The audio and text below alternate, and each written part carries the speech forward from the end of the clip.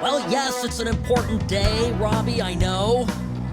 My wife's birthday. Can't forget that. Start the show with wishing Sherry a very happy birthday. Won't tell you which year it is, but there it is. Anyway, the other important date I'll get into in just a moment. Sam Mirejovsky here behind the What's Right microphone. Greetings, friends. Welcome to the What's Right show, your place for common sense conservatism, Monday through Friday, 1 to 3 p.m., here on News Talk 840 KXNT. So, 57 years ago, my parents' native Czechoslovakia was invaded by the Russian army. This invasion followed a period of liberalization under some reform-minded communists led by Alexander Dubček. This period was called the Prague Spring. And of course, it was a threat to Soviet control over not just Czechoslovakia, but the entire Eastern Bloc, the Warsaw Pact nations. So the Ruskies invaded. And overnight, from the 20th to the 21st, entered the country, eventually making their way to Prague. I have a couple of stories about this just to kind of put a human face on this. My mom, at the time of the invasion, was on a trip to Paris, school trip to Paris, and not a big undertaking, you know, as far as a flight goes now. Paris is about an hour away. Train back then, you know, several hours. So it's not a big undertaking. And she intended to be away for maybe about a week. Well, at any rate, Soviets invaded. My grandfather called my mother, who was 21 at the time, and said, "Don't come home."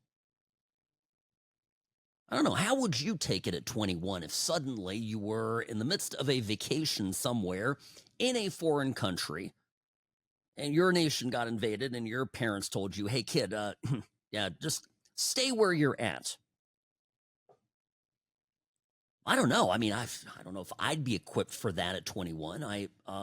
But my mom did well, and I'll get back to that in a moment. By the way, she did not return to her homeland that she'd left just ever so briefly until the year 1990.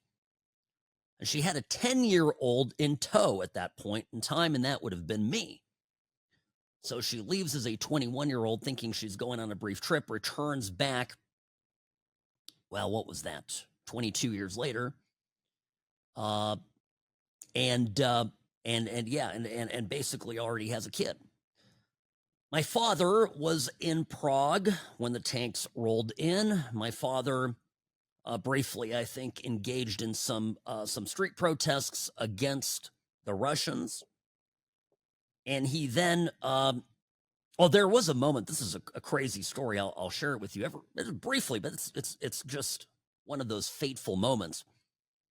My dad's apartment building, where he lived with his parents at the time, was across the street from what was essentially the General Secretariat of the Communist Party. So a key government building.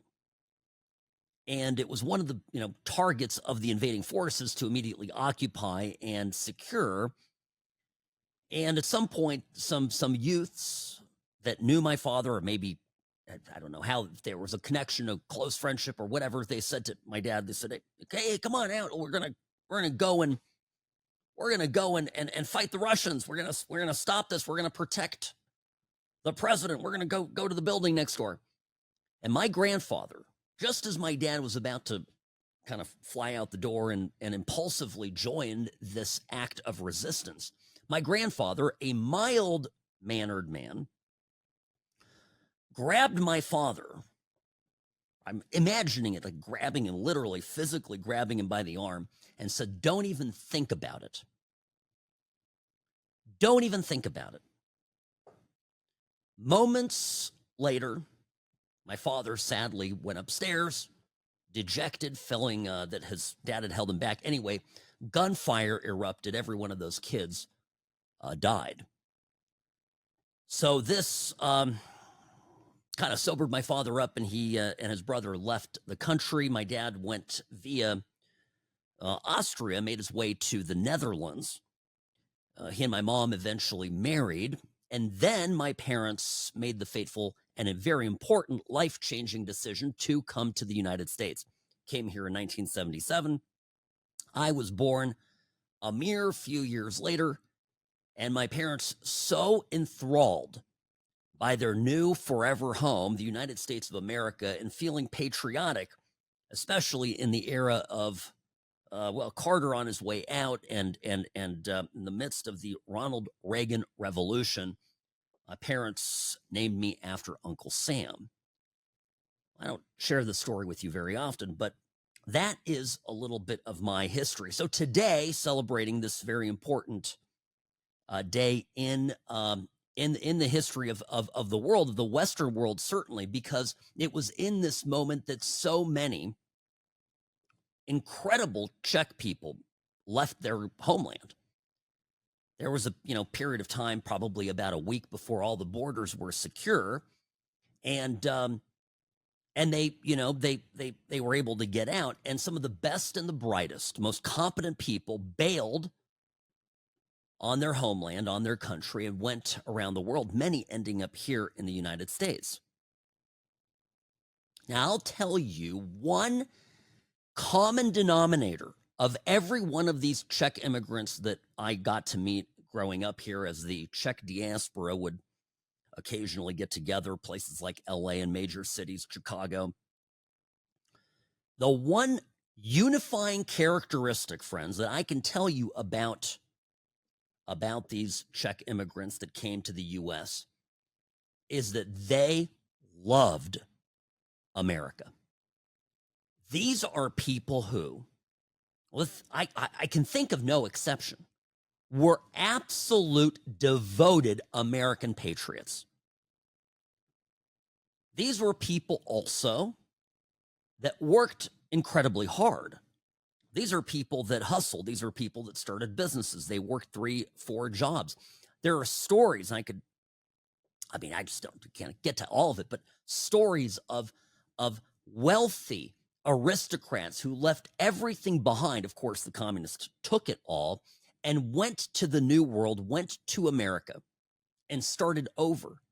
Some working in the lowliest of jobs imaginable. It is such a contrast to what we have seen, by and large, become the state of our immigration story in the U.S. over the last 4 years under Joseph Biden. The Biden years are an ugly stain on the history of immigration to the United States.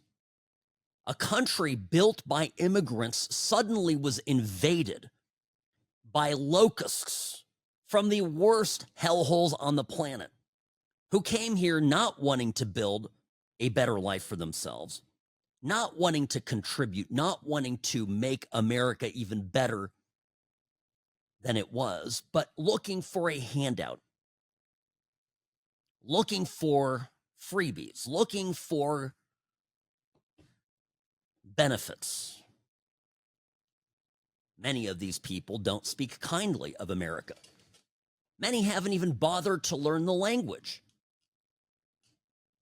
And that is what brings me to where we are today. I think one of the stories circulating in the news is that, for the first time in history, we've done the math, and we have the lowest number of immigrants.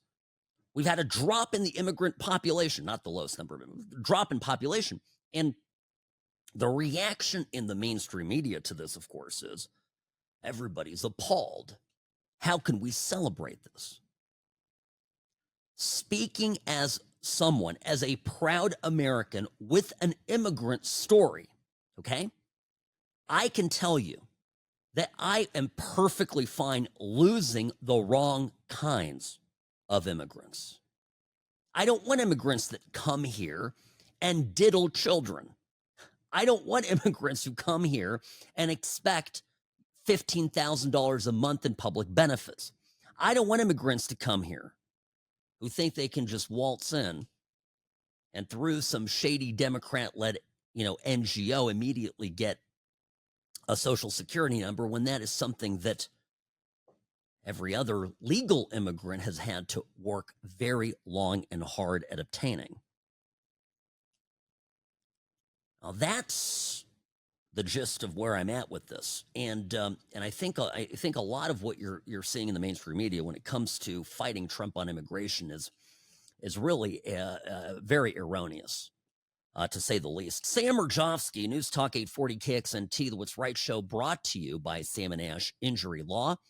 In a crash, call Sam and Ash 702-820-1234 because you deserve what's right. I'm the best. Personal injury law has been the same for a long time. The best. Big egos, greed, and sleazy schemes. We've had enough. Welcome to Sam and Ash, the new standard for personal injury law, where things are done the right way, because you deserve a team that delivers real support and results. When you have both, your whole world can change. Sam and Ash Injury Law, because you deserve what's right. Yeah, what was that, Robbie? Okay, I know the clips are loaded. Excellent, folks. Welcome back. Sam Mirejovsky here behind the What's Right microphone. So there is a little move here irritating the mainstream media. CNN already foaming at the mouth over this because Trump has announced, a Trump administration intends to screen immigrants and immigrant applications for anti-Americanism. CNN says that this is akin to McCarthyism. Well, Joe McCarthy in Congress in the 50s, ferreting out communists, the Red Scare, this is not at all like it. Why in the name of everything good out there would we ever want to import people into the country who hate us? I'm actually not aware of any country anywhere in the world that allows even visitors to enter who have an agenda that is detrimental to that state. The article here, the CNN piece from Tuesday, says that the State Department has revoked more than 6,000 student visas this year. Well, good. I mean, maybe when you look at the crowds of wild pro-Palestinian protesters that have been taking over college campuses across the country, how many of those students are here on a student visa visiting the United States, guests of our country, protesting our government, creating a hostile environment for American students, be they Jewish or conservative or otherwise opposed to their lunatic fringe ideology, meaning, of course, Hamas. I mean, we have to be honest about this. The protests we saw get out of control under the Biden administration were little more than Hamas sympathy fests. So I'm with the spokesman here for the State Department, the group here, the department that handles these visas. This is a great quote. Matthew Tragesser put out a press release. America's benefits should not be given to those who despise the country and promote anti-American ideologies. This afternoon, I'm going to be on OAN with my friend Riley Lewis, and he wants to ask me about the Smithsonian. And so here's a sneak peek into what I'm going to say, all right? So this falls into the same idea. Hear me out, right? The Smithsonian, of course, you walk through the Smithsonian, and in the, let's say, in the African-American history section, they spend more time talking about the greatness of Anita Hill than they do about Clarence Thomas. And that's just one small example of the kind of garbage that is in there. And one thing I intend to tell Riley is, listen, This is a museum that we are welcoming visitors to from around the world. The Smithsonian is America's museum. It is a national museum in our country's capital. Why would we invite guests from around the world to come here and have us, self-deprecate in front of them and basically, admit to all of these fictitious wrongs? I know, obviously, I understand. Look, I'm not talking about whitewashing history. I'm not talking about ignoring slavery. Give an example of something that's obviously, undoubtedly awful. How many millions of Americans, well, hundreds of thousands, millions, how many Americans were harmed, wounded, and killed in the Civil War? It's an astonishing number. Our country almost perished in the pursuit of justice and fairness and equality. We can celebrate that. We can talk about these great moments in our history, and we've worked our way through some of these challenges. So anyway, this is what I should see in the museum, and it's akin to our immigration policy. Now, when my parents came here, and it was 1977, and my mom was a chemist, already of some good education and background and experience, and was invited to Northwestern University in Chicago, in Evanston. And it was a very challenging time because my dad did not have a work permit. He came as the spouse. And so my mom was able to work as a postdoctoral, teaching assistant, basically. And my dad really couldn't do much of anything. I mean, the level of poverty that my parents experienced when they came to this country is just astonishing. Something we can't even imagine. I mean, certainly my kids can't imagine it. And no point did they ever look around and go, well, what kind of public benefits are there? Well, what can we apply for? What can we take? My parents were very intensely proud of the fact that they were going to be, from the beginning, they insisted would be self-made. Their story, their immigrant story, is not unique. It really isn't.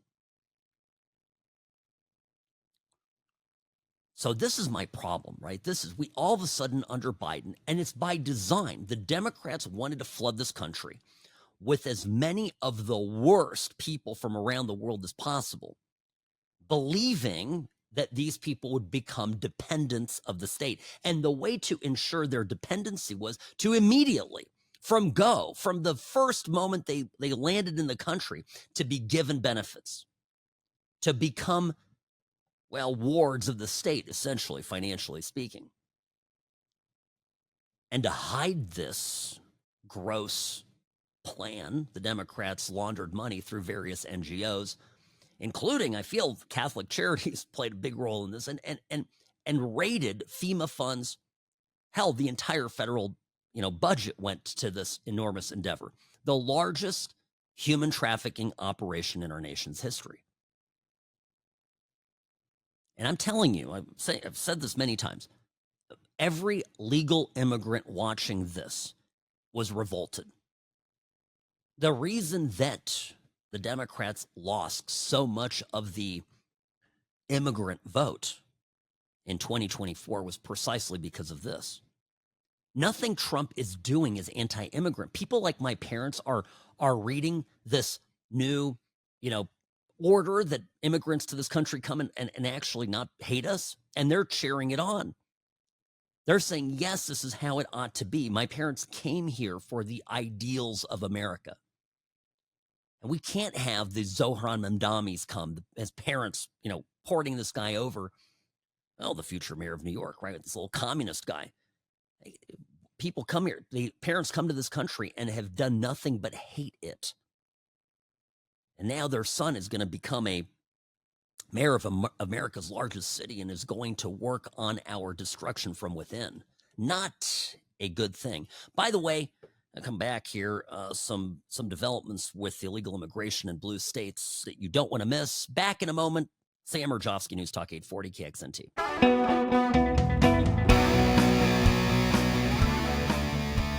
My gosh, I don't mean to rag on California, but Robbie, this is funny. The wife just texts me our son's water polo game got canceled in Irvine. CIF extreme heat rules in effect. I look at the temperature, it's 88 degrees. My daughter is running cross country today here in Las Vegas. It's about 110. Sam Mirejovsky, News Talk 840 KXNT. I'm not saying that Californians are wusses. I'm just pointing something out. Heat is a relative. So there it is. So is intelligence, by the way. You know, the worst part right now about these blue states, and I'm particularly going to pick on California, but other states as well deserve some criticism. California, of course, because Gavin Newsom continues to act the fool as he attempts to troll Republicans via his Governor Newsom press office account. Now, this thing is not getting any better. It is a peak cringe, as the kids would say. And the people, by the way, the people he's trolling are from states that are successful. Like, I have my criticism of, let's say, Ron DeSantis, okay? But my goodness, like, the state of Florida functionally is a very well-run place. Attacking Texas, it's a bad look for Newsom. I go and visit Texas and I see a road that is sort of not built but getting ready to be built. And I asked my brother-in-law who lives out there, I said, what's that all about? Oh, we have this law in Texas where we don't build anything until it's fully funded. So we don't get into debt for this stuff. So it's either paid for or it's not. And if it's not paid for, we don't build it. And we just wait. I kind of blink and I look at him and I go, just like California, my goodness, wow. So you can go after Abbott all you want, but the point is, I mean, these are empty shots. Now here are the criticisms that are landing though on Gavin Newsom and other blue state governors. When we talk about immigration, okay, there's no question that by practicing a sanctuary city agenda, criminals are protected, okay? Criminal aliens are protected by the system and are allowed to repeatedly offend. And what I love is that there's pushback actually coming for some of this.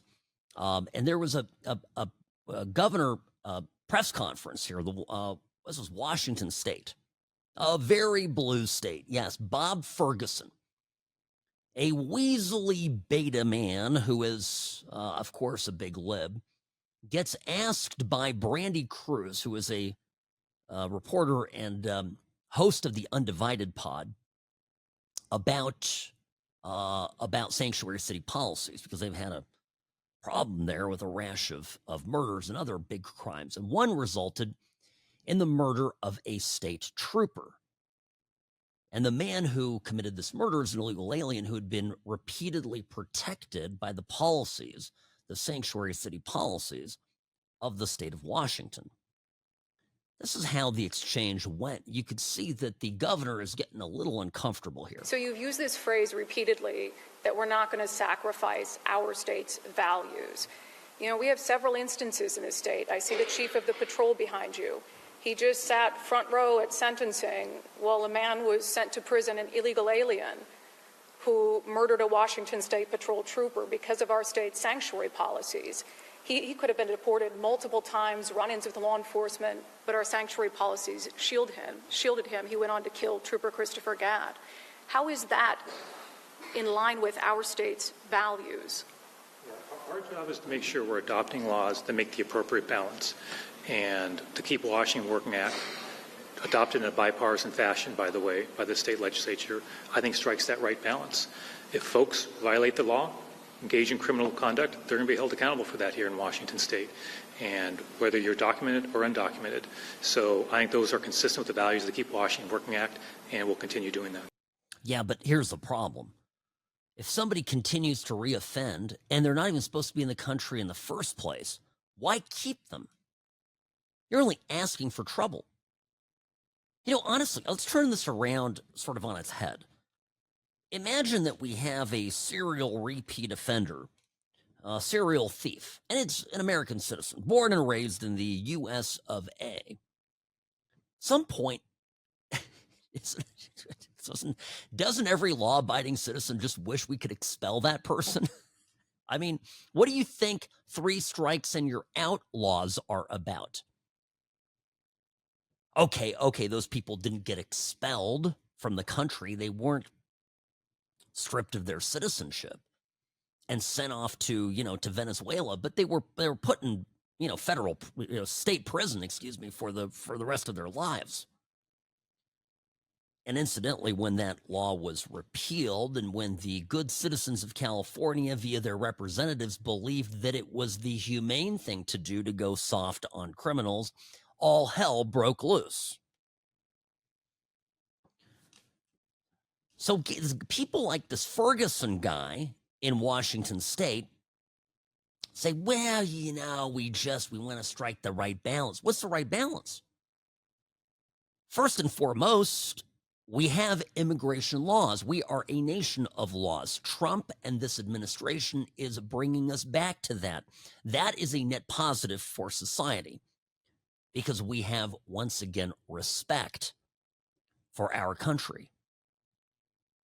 But the other part of this simply is, why would you allow offenders to reoffend? It's a shockingly small number of criminals that engage in repeats of criminal activity and ultimately form, significant portions of crimes occurring every year. In New York, I mean, what's the percentage? I always forget this, Robbie, but something like a few hundred criminals are responsible for something like 50% of the total thefts in the city of New York. And it's just because those people keep getting let out of jail over and over and over again. And by the way, they start to believe that they're untouchable because they are. When you believe you're untouchable, your criminal activities will only increase. There's no punishment for your bad behavior. So this governor there, the Washington governor, Mr. Liberal Bob Ferguson, gets challenged again by Brandy Cruz, who asks to follow up on his answer because really it was kind of a non-answer that he gives. A follow-up to the question I asked earlier, and you made the point, if somebody breaks the law, it doesn't matter if they're here illegally or they're citizens, we're going to arrest them, as was the case with the man who killed Trooper Gadd.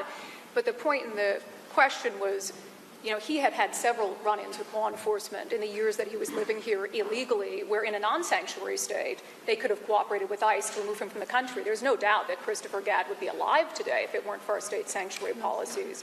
We also had the convicted child rapist who was just released from prison in Spokane out onto the streets, so ICE had to go track him down in the community rather than having an orderly and more safe transfer. So no one's saying, let's go round up people in the fields or whatever it is, but why not cooperate with the federal government and with ICE when it comes to known violent criminals who we could remove from our streets in the interest of public safety? Yeah, appreciate that. I think I've answered that question. Any other questions that folks have? Oh, thank you for that. I've answered that question. There's a trooper who is not returning home to his family. He's dead. He's gone. And it was preventable, right? But these people do not care. And they don't care because their entire agenda now has blown up in their faces. And they are trying desperately to salvage it. And by the way, their agenda being, filling the country with as many illegals as possible. And then subsequently legalizing them, creating huge voter blocks, building up census numbers, beefing up blue states, and creating a permanent underclass of government-dependent voters. That was the plan. Now, Trump was a bit of a wrinkle to that plan, so now things are changing. For example, yesterday or the day before, there was a video that made the rounds on the internet. I briefly mentioned it. There was a guy getting pulled over in Washington, D.C. He was a Hispanic man. He no habla inglés, okay? And the cops pull him over. He tries to run away. Pudgy little fella. Tries to do a little runner. He's never run in his life. Well, maybe on his way into the country. I don't know. But he did a little runner, his little legs, and he got, the DHS guys just took him down like a sack of potatoes, a plop. And he's on the ground, and he is screaming, "Oh, well, you can't do this. Don't take me away." I mean, it's all in Spanish. But he's screaming, he's crying, and every lib came out of the woodwork and said, "This is the police state that we've become." I mean, I had friends of mine send me that clip. "See, Sam, this is what you voted for. When you tell me that you're happy with Trump, this is what you're happy with. Are you happy with this?" And I'm looking at it. I have no idea at this point of any of the backstory. And I'm looking at the clip and I'm going, yeah, I'm glad. Yeah, this guy, I guarantee you he's not the best and the brightest, and he's not here illegally. So if all that out, sayonara. Well, anyway, even Jessica Tarloff gets involved in this. You know her. She's from The Five, the insufferable liberal lady. Anyway, turns out that Jessica Tarloff had to delete her tweet of support for this individual, captured on the video getting tackled by the burly men of Trump patrolling the streets of Washington, D.C. And do you know why? Guy's from Mexico. He has a final order of removal. He entered the U.S. 3 times illegally. He was arrested in Fairfax County, Virginia, on the 30th of January of last year. He was charged with the aggravated sexual battery against a minor under 13. He is an accused child predator. Okay? These are the people the left wants to keep in the country. These are the people that the left wants to protect. These are the people that pull at the left's heartstrings. And then when they get caught, actually turns out he's a pedo, they go, well, not that one, but all the others. I don't think it works this way. Trump's people are out there, getting out as Tom Homan said he would, getting out the worst of the worst that made their way into this country. And they're doing it door to door, block by block. And all the left has is to fight this. And you get a bunch of rich, middle class, at least, white women out there screaming, calling these police officers brave cops who are removing these pedophiles and murderers off the street, yelling at them, calling them Nazis.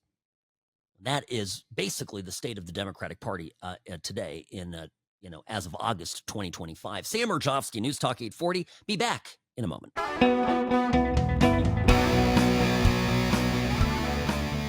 Speaking of California, the redistricting plan is now apparently getting approved by the state legislature. Sam Mirejovsky, News Talk 840 KXNT. 2/3 of the legislature in California have to vote on this to approve it. And then the matter needs to go to the voters in November in California, where a simple majority will suffice. Now, Robbie sent me a Polymarket betting landing page for this. Of course, already they're betting on it. And it looks, we'll follow this. It looks pretty high. What it was about 71% as of a few hours ago. And I don't know. I'm looking at it. I'm okay, so it's still early. My friends that are in politics in California, granted, they are Republicans, so they are a battered and abused minority. But I've been talking to them here behind the scenes, and they seem to think that California voters are going to be peeved when they learn what these districts are. Let me give you an example. I used to live out down in Irvine, California, Newport area. Okay, so that district, there's a district basically that would now stretch from Long Beach to Newport.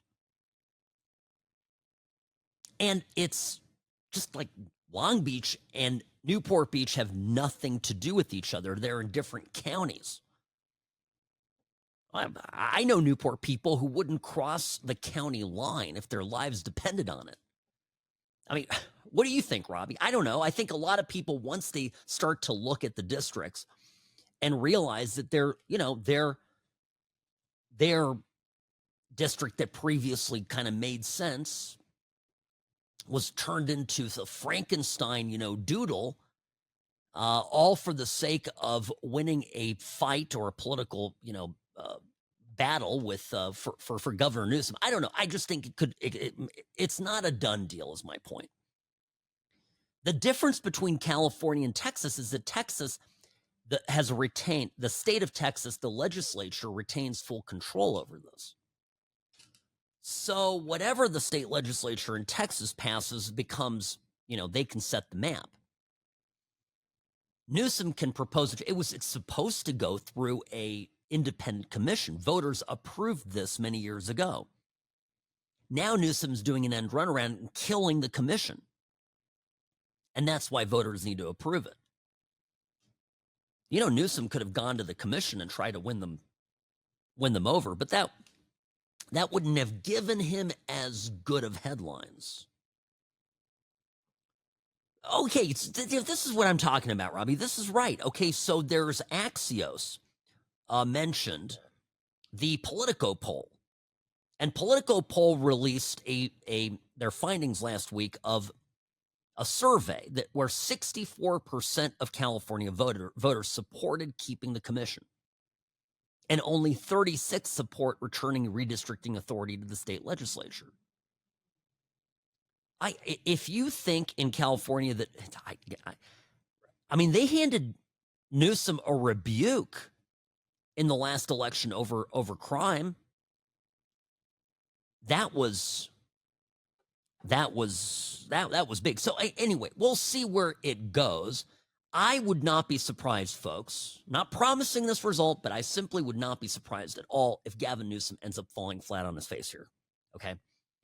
And all of these silly all caps tweets, if you haven't been following it, somebody has taken over Gavin Newsom's governor press account and is tweeting like a mad person in a sort of an homage style to Donald Trump. Only the problem is it's not Donald Trump's, level of funny.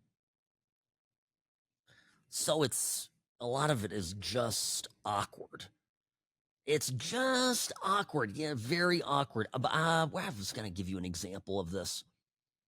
Where was it? Oh, I'll give you the example of it. Now, somewhere here in the last 24 hours, this account was making fun of, Gavin Newsom's press account was making fun of the fact that DeSantis couldn't even arrest the illegal immigrant truck driver that killed 3 people in Florida, that, quote unquote, California had to do it for him. Now, what's the problem with this? If you followed the story, of course you have, you're well informed, you listen to this program. What's the deal? There's a driver from India, illegal immigrant, driving a truck like a freaking idiot, like he's in some, I don't know, like he is wading through the river Ganges, okay? He does an illegal turn on a freeway, gets stuck, and a van carrying 3 people hits the back end of his trailer, and it's just death on impact. Horrible accident. This guy was given first commercial driver's license from the state of Washington. Now, you heard their governor, you hear how much he loves protecting illegal immigrants. So you can get the kind of idea what's going on there. And then he gets a second permit, commercial permit, from California. Then he goes over to Florida and kills 3 people. And Gavin Newsom has the gall to go, well, we got him for you. Yeah, he's living in California. An illegal immigrant is living in California because you are a sanctuary state. What, dumbass? Like, what do you think is this is the own that the state of Florida has to go to the state of California and go get the illegal immigrant that killed 3 people in their state through vehicular homicide and have him extradited, and that's like somehow good on you, Gavin Newsom. This is how these people think. It's all going to backfire on them spectacularly. Speaking of this, Letitia James, major setback in her case against Trump today. Don't want to miss this. Up next, Sam Mirejovsky, News Talk 840, KXNT.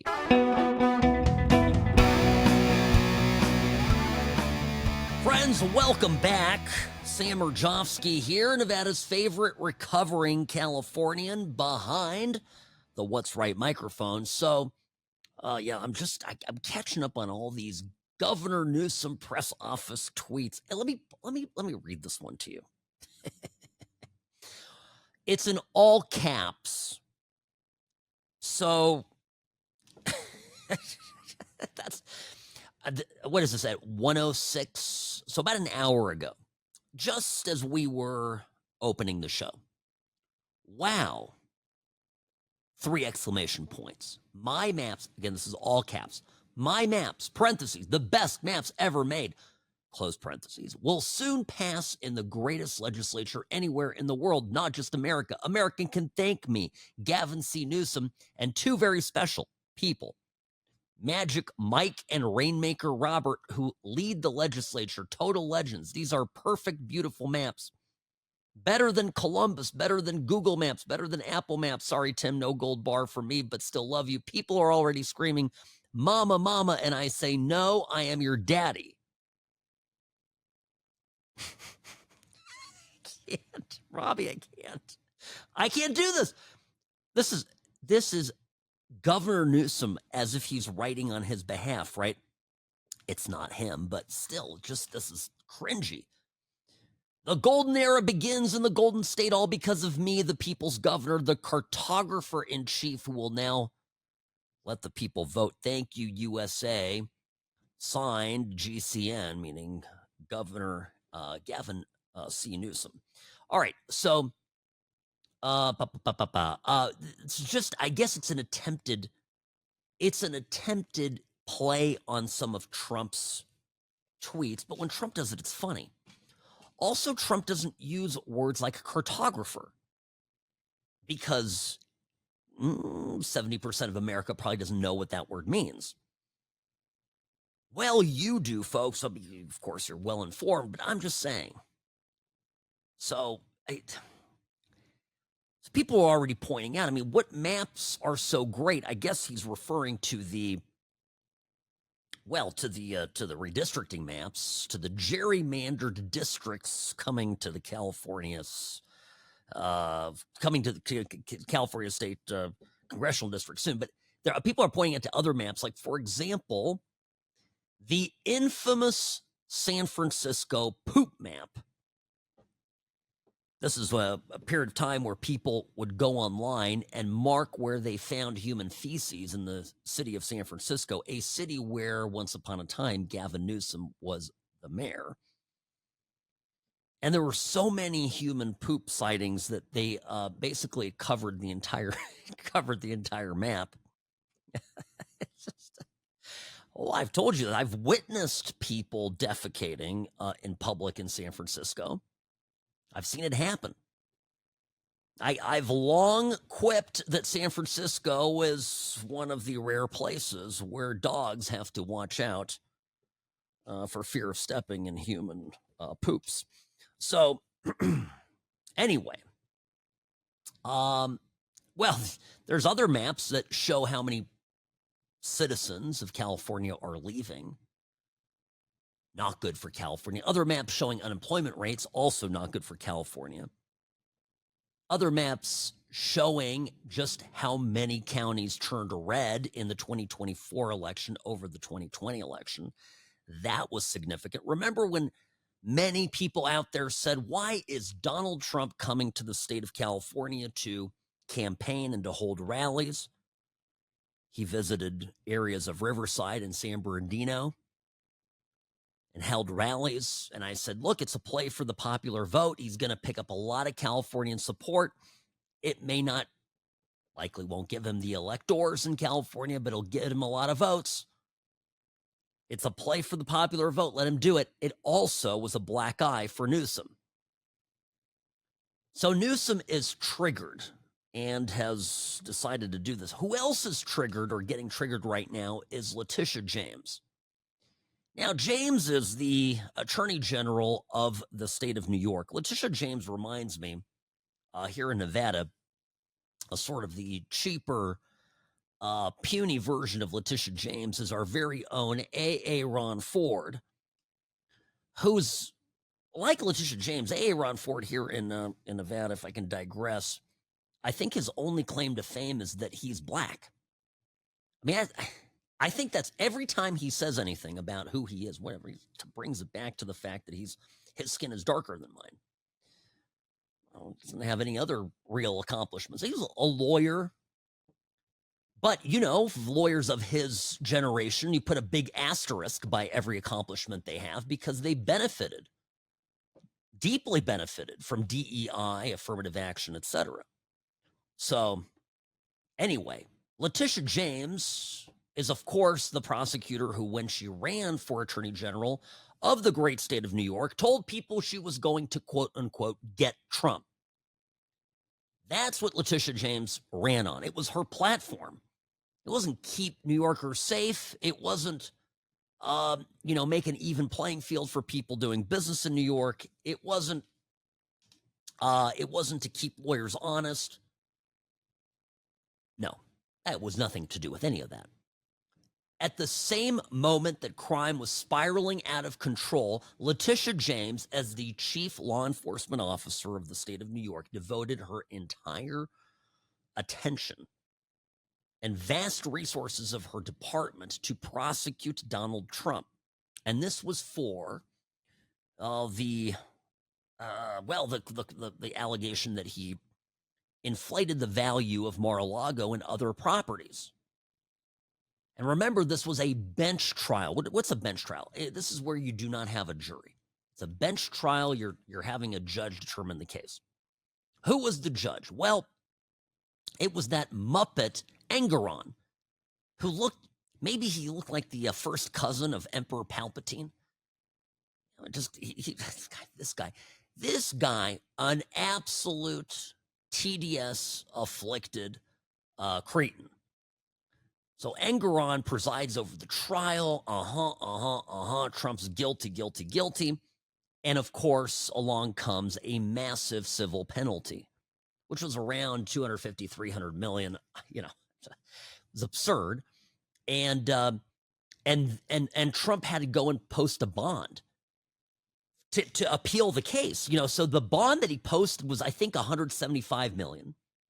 And the interest on that was about $110,000 a month. So this is what's really important. I'm getting to this. This is the number I don't want you to forget. Trump has been paying, since he initiated the appeal, $110,000 a month to the bond company. Like, he's not getting that money back.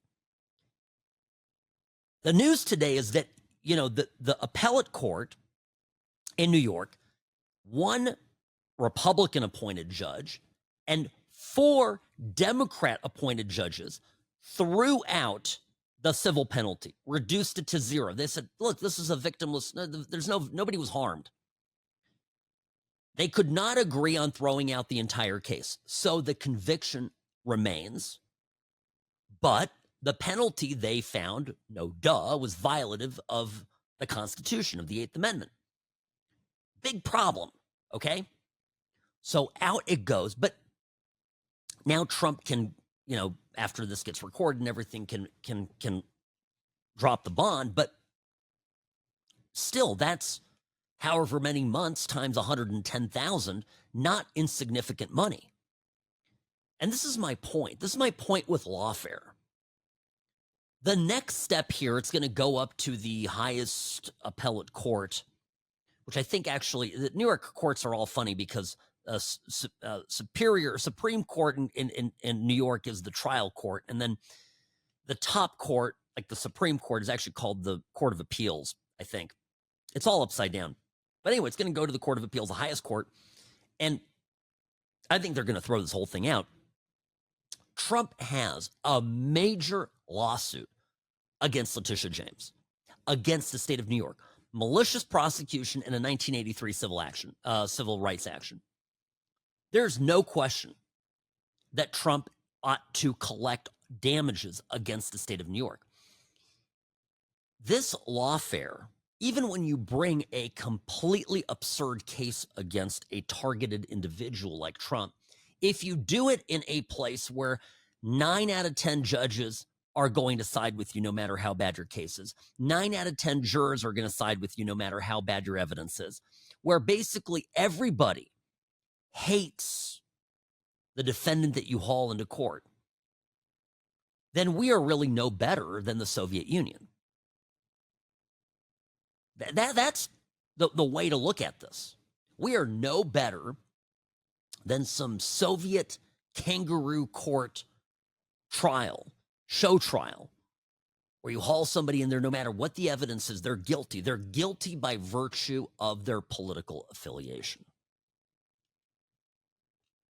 This case is nonsense, right? You remember this? Mar-a-Lago, she claimed, was worth $16 million.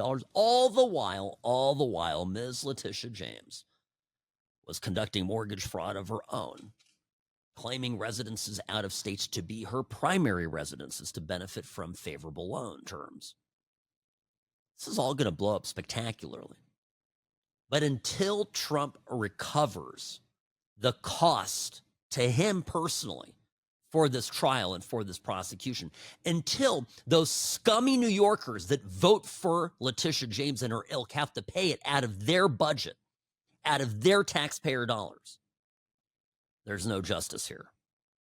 And that's my take. Sam Mirejovsky, News Talk 840 KXNT. The What's Right show is brought to you by Sam & Ash Injury Law, because you deserve what's right.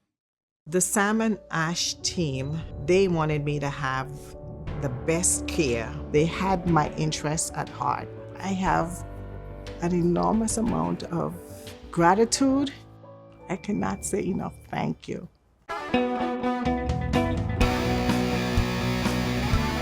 Even CNN really couldn't put any lipstick on this pig. Sam Mirejovsky, News Talk 840 KXNT, called an illegal analyst to explain to them what today's decision by the Court of Appeals there in New York meant for Letitia James's shambolic prosecution of Trump. And, this attorney couldn't even, I mean, he's about as clear as you can get. Well, I'm not Wolf. I have been skeptical of the Attorney General's case for a long time. I'm on record saying that this is a huge win for Donald Trump any way you cut it, and this is a stinging rebuke to the Attorney General, Letitia James. The finding here, it's a very long, complicated ruling, but the bottom line is, while the finding of liability against Donald Trump can stand, for now at least, the damages award, which started at $350 million with interest, gets up close to $500 million, that is thrown out. And the core reason for that ruling, according to the judges, is essentially that there was not enough of a showing here that there were actual victims. And just to refresh people's memories, this is the civil fraud lawsuit brought by the Attorney General. The core allegation is that Donald Trump habitually overvalued his own assets when he was trying to get bank loans from banks and other lenders. And essentially, the argument that Donald Trump made below that has now had resonance in the appeals court is you're talking about very sophisticated, quote-unquote, victims. These are billion-dollar banks that made the loans, got repaid on the loans by Donald Trump with interest, and actually profited to the tune of millions of dollars. So it's not the typical type of fraud case where you have somebody stealing money from other people or ripping off unknowing consumers. So this ruling by the appeals court is monumental. It was also very unusual in that it took them nearly a year to reach this decision. As Caitlin Polance just said, the next step is going to be to go up to the highest court in the state, the Court of Appeals in New York State. Yeah, and forgive me, I am, normally you've got the trial court, superior court, whatever it is, district court here in Nevada. Then you've got the appellate court, and then you've got the Supreme Court of the state. New York does it all backwards. So just, if I'm not getting the right terminology, forgive me. Not my state of practice. But regardless, that's it. That's the repudiation, right? Here is Letitia James' statement on this today, 4 hours ago. The First Department today affirmed the well-supported finding of the trial court. Donald Trump, his company, and 2 of his children are liable for fraud. The court upheld the injunctive relief we won, blah, blah, blah, limiting the Trump organization. All that's going to get thrown out too, by the way. So she's basically saying, well, we weren't overruled. Hey, you crazy witch, you're going to cost the taxpayers a couple $1 million minimum in civil findings. Plain and simple. This is a bad deal for everybody involved. Now, Letitia James is such an odious character, has always been from the beginning.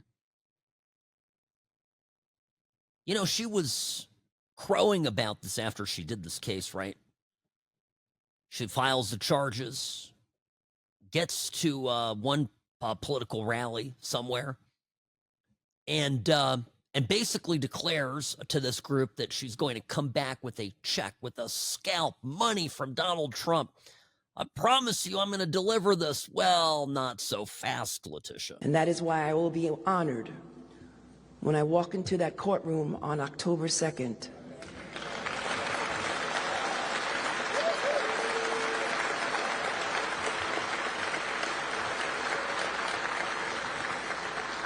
Well, my role is civil.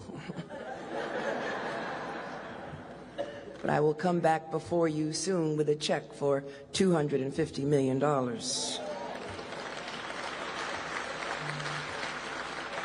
And to let you know that he is no longer allowed to do business in the state of New York.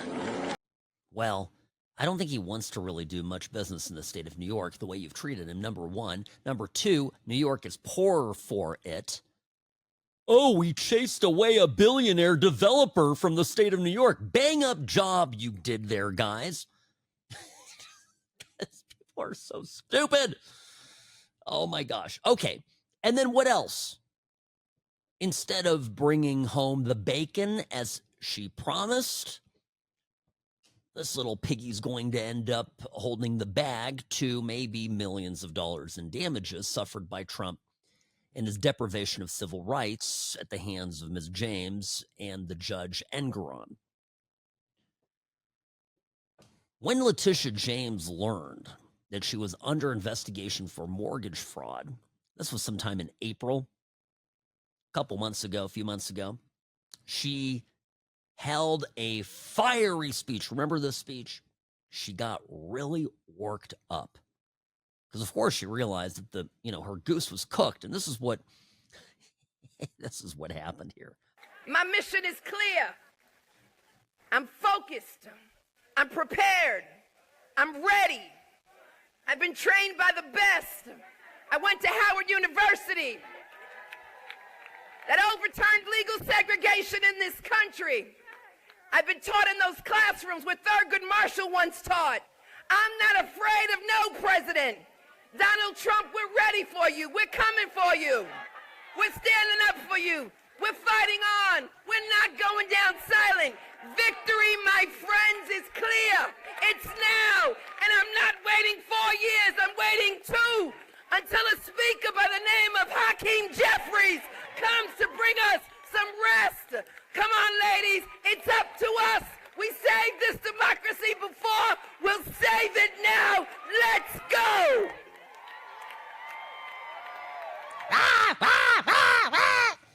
It's like one of those Muppets gets up there and makes noises.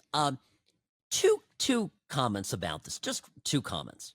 Number one, notice how her way of protecting herself is to hope that the Democrats get into power so they can investigate Trump and they can reverse this lawfare thing. It's not about any real justice. And the second observation I have is it just me, or is she tuning up the ebonics now that she's feeling a little bit threatened? Is she playing it up kind of the way Jasmine Crockett does? There's a difference in tonality in the first clip to the second clip that I played. She accentuating her race, then in order to claim racist persecution when she's hit with legitimate charges for mortgage fraud. Food for thought. Sam Mirejovsky, News Talk 840, KXNT.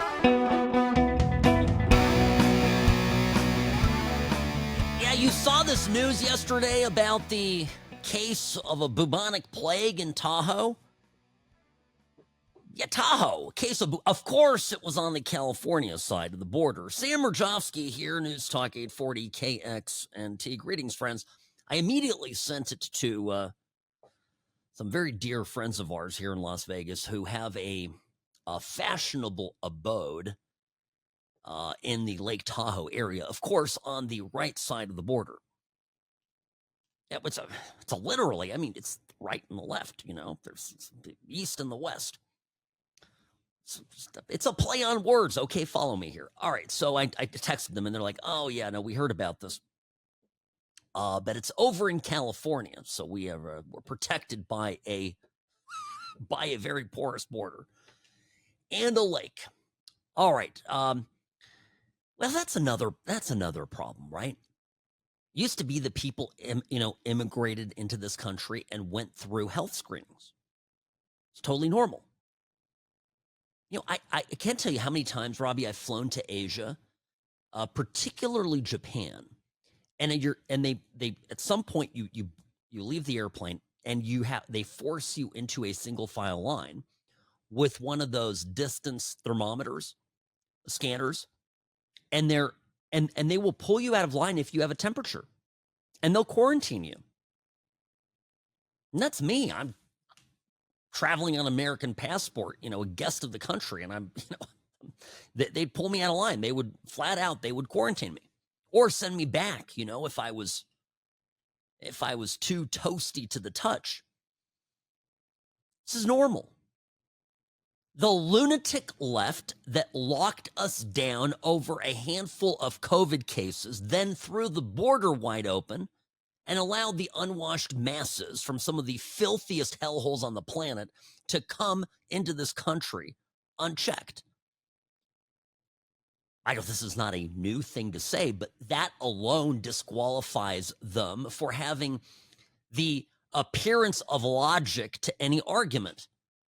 None of it makes sense. Oh, you to go to work or you to go to a Raiders game or whatever have to get the jab, but we can let, 1,000 Pedros into the country and I don't even know who they are. I don't know if they're vaccinated. It doesn't matter. Sam, put them on an airplane. They don't even have they don't even have an ID. I mean, I show up without an ID at the airport. I'm not going to fly. Oh, I forgot my wallet. Well, you're not flying today. These guys were showing up at the airport with little, pieces of paper saying, hi, I'm lost, send me over to Catholic Charities. And they were put on airplanes. The extent of the criminality that occurred under the Biden administration is astounding. By the way, Ed Martin, who is the U.S. attorney overseeing a handful of investigations right now, not limited to cases of mortgage fraud by some of these high-ranking Democrats, including Schiff, Letitia James, and now this Cook lady, Lisa Cook, Federal Reserve Board governor.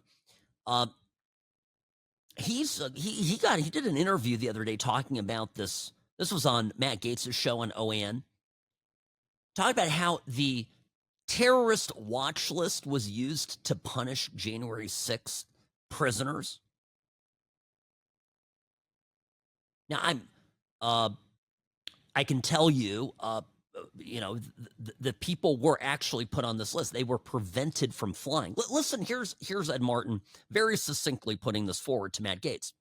What they did with this select committee was they weaponized the power of Congress. They were aided by the media, and they were often aided by the Article 3 courts and the prosecutors. And they took the hoax and they pounded out a message. And frankly, they brainwashed 40% of the country, 50% of the country. There's still people are still sick with it because they were lied. So what is our goal? One is to hold people that do things that are destructive and against the law accountable. I want to do that. We're going to do that. I promise you. But we're also trying to get to the truth. And so when you have a Tulsi Gabbard who can say, here was some of the truth, I can tell you, we've been going through the records, emails of this Department of Justice from the Biden era, and we're seeing who was doing what. I'll give you a quick example. They put everybody on January 6th that was arrested, minus maybe 100, onto the terrorism watch list. And when you said, wait a second, you're on the terrorism watch list, why? You're supposed to be a terrorist or a member of a terrorist group or another criteria. The other criteria was we just wanted to put you on. And when you were pardoned by Donald Trump, all 1,500 plus went off the terrorism watch list. Well, that just proves it wasn't a terrorism watch list. It's a list to punish you when you go to the airport. And that's what they did. We have numbers that the IRS were auditing J6 targets in a higher percentage than other groups. This is all the use of government against the people. Yeah. Let me tell you something. At the very same time that somebody's grandma, okay, who went to the Capitol with the sign saying, God save Trump, and got arrested and sent through the Department of Justice meat grinder, she couldn't board a Southwest flight to go see her grandkids. They were sending, at the same time, the Biden administration was sending filthy, illegal immigrant, criminal aliens around the country without ID on airplanes, spreading them out to every place they were needed, particularly in blue states that needed to beef up their Democrat congressional districts. Oh, and they used our tax money to do all of this.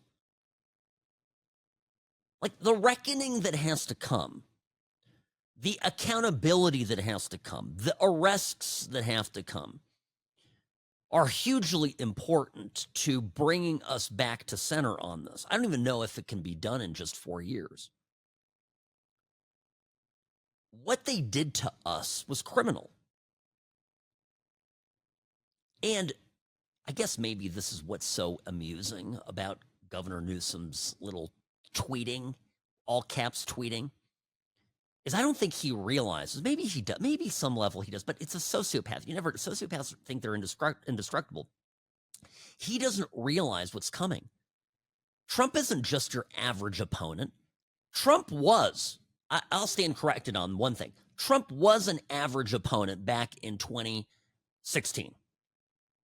He was phenomenal. His instincts were great, but he didn't know what the hell he was doing when he got into office. Today, flash forward 8 years, 2025, the people that Trump has surrounding him now, the loyalists, the machine of like-minded, super talented, highly qualified, unapologetically MAGA beasts that are in the Trump administration. I don't think that Gavin Newsom knows what's coming. Newsom's going to end up getting prosecuted. It would not be a surprise for me in the next 12 months Newsom gets arrested. The train money, the fire money, the PG&E thing. I mean, I could go on and on.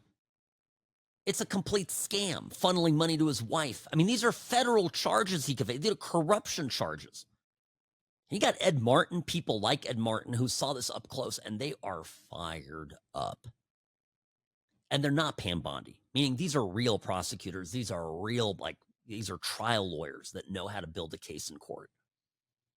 And they are, they're sharpening their knives in a very major way. I remember I said that it was perhaps a little aggressive of a question to ask about Letitia James' accent. I know this is maybe, I notice things and I pay attention to speech and how people present themselves. And I mentioned that Letitia James, once she was confronted with her fraud, her complicity in criminal activity, and knowing, I mean, she's a lawyer, so she knows at least on some level that they kind of have her dead to rights. Right? If the document that we all saw, her attesting to that property, that wasn't in New York, that was out of state, attesting to it being her primary residence, we understand how that's a problem for her. Same way we understand how that house in Maryland is a problem for Adam Schiff. So she gets it. She's confronted. And immediately she starts doing the accent. Okay?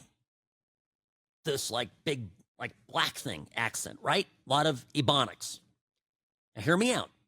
I think it's a mechanism by which to garner sympathy and to build a case of perhaps racial retaliation. You know, that is something that the Democrats like to do whenever they're pushed into a corner. There's always some other reason for it, always being persecuted. And this is what you're seeing with Newsom do in a different way.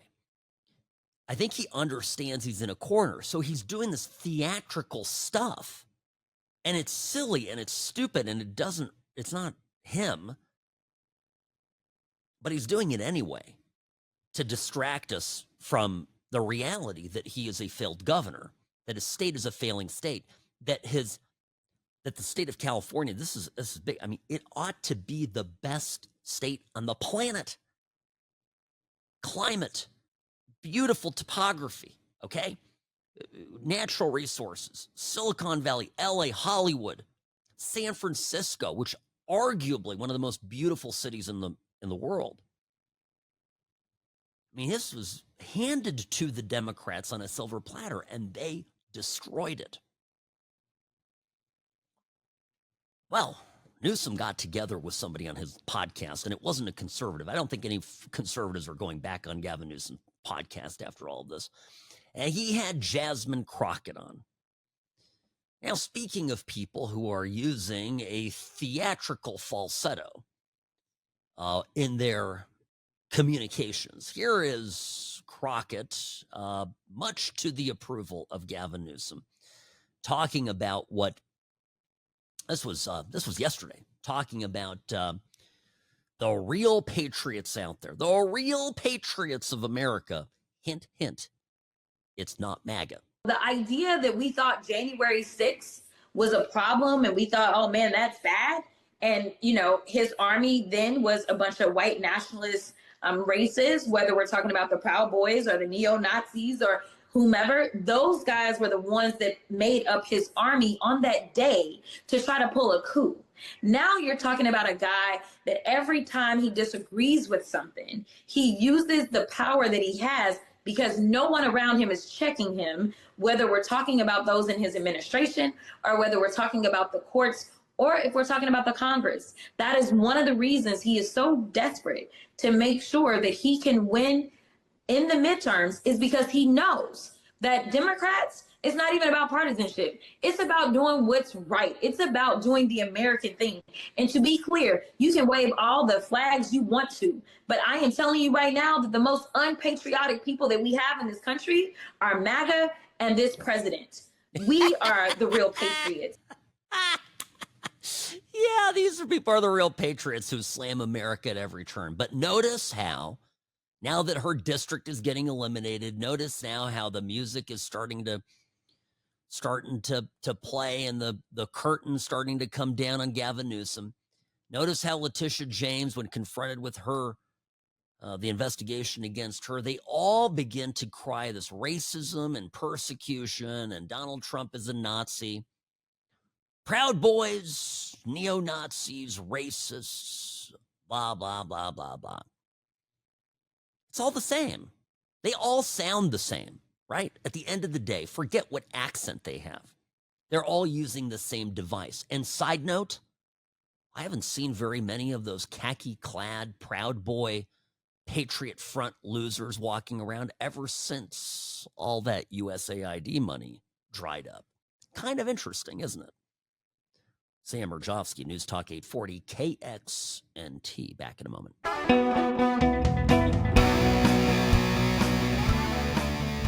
Mirejovsky here on the What's Right Radio Network, making radio great again. Vic writing to me about the plague case in Lake Tahoe. Sam, I grew up in Lake Tahoe, specifically the Tahoe City area. There were occasional plague cases in that time frame, and they were always attributed to chipmunks. Thank you, Vic. I appreciate the intel.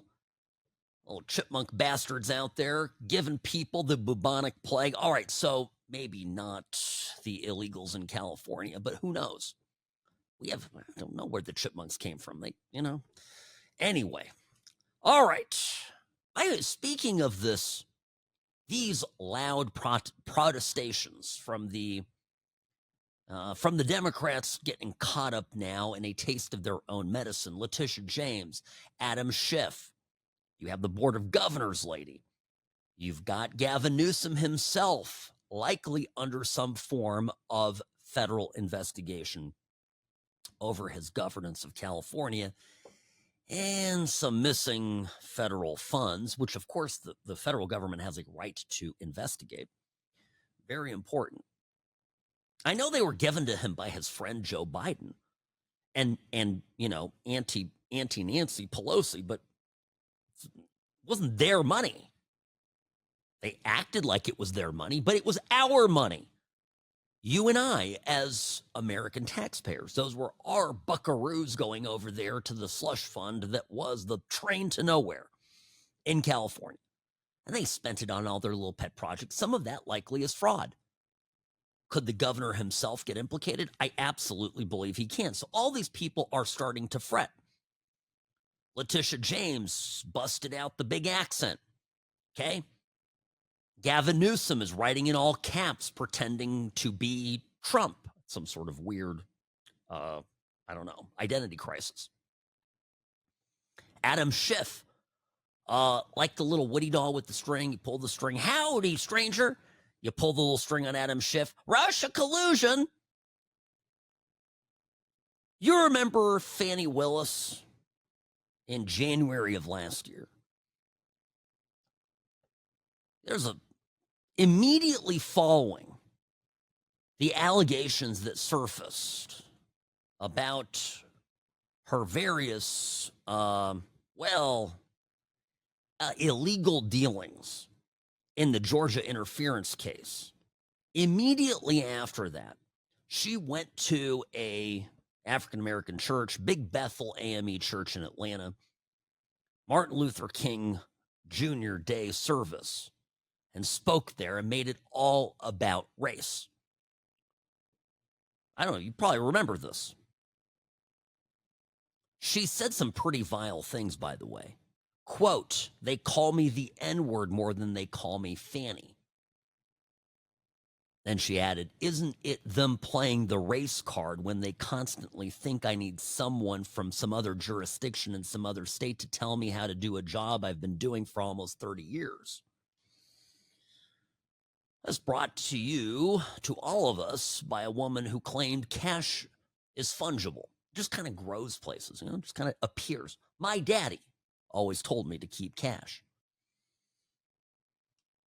There's another one that's going to go down in a ball of flame. Trust me. So what do you do when you can't write in all caps, or when you don't have the right skin color to claim racism? Well, I'll tell you what you do. You go to a Taylor Swift concert. I've been waiting to play this clip for a while. Mr. James Comey, former FBI director, someone of the most mid-intellect you could ever believe would be in charge of an agency like the FBI, came out of hiding and posted a rambling video about how he now, in the era of Big Bad Trump being in the Oval Office, finds solace in Taylor Swift's music. This happened. At first, I thought it was AI. Last week's cold turns out to have been COVID, quite a flashback.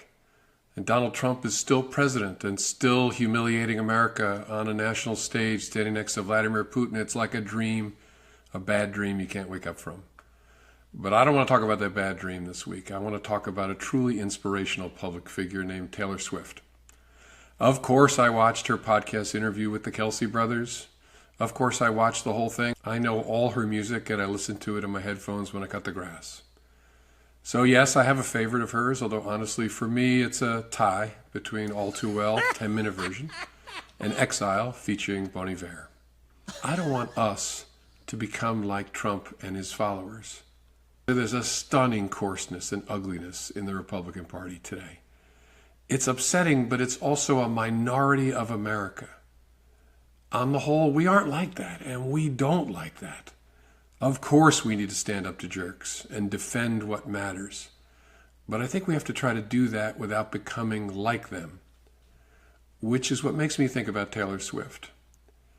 She's made clear that she sees Donald Trump for what he is. And last year, she urged Americans not to make the serious mistake of electing him. This guy ran the FBI. Top cop in the country. It's not AI. It's not fake. It's real. He actually said these things. It goes on and on. 20 minutes or so of this type of rambling. Most vacuous man. By the way, this man lied. He broke the law. He knows a reckoning is coming. So what is he doing? He's wrapping himself up in Taylor Swift music. God, these shows are writing themselves. See you, Mirejovsky. Be back tomorrow. I'll see you then.